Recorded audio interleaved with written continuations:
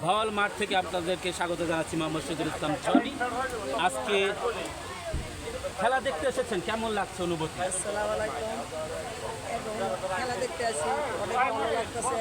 আমার আমান ভাই খেলা দিচ্ছে, এই সব কিছু রেডি করছে, আয়োজন করছে। আমার অভিনয়ের জন্য সব কিছু আনন্দ পাইতেছি।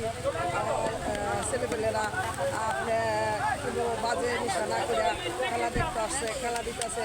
আমার ভাই অনেক কিছু করতেছে। একটা সময় কি মনে হচ্ছে যে ঢাকা স্টেডিয়ামগুলোতে যখন খেলা হয় তখন কি মহিলা দর্শকদের আগমন কিন্তু অনেক বেড়ে চলে, ঢাকা স্টেডিয়ামগুলোতে মহিলা দর্শকদের খেলা দেখে, এবং ঢাকা স্টেডিয়াম আর এই মাঠে কেমন পার্থক্য? আমাদের মাঝে অনেক পার্থক্য উপস্থিত হয়েছেন আয়োজন করছে। কেরানীগঞ্জ মডেল থানা স্বেচ্ছাসেবক দলের মহিলাগণের অনেক আহ্বায়ক খোঁজখবর জনাব মহসিন কবির। সবসময় মহিলাগণে সম্মান দেয় আমার ভাই।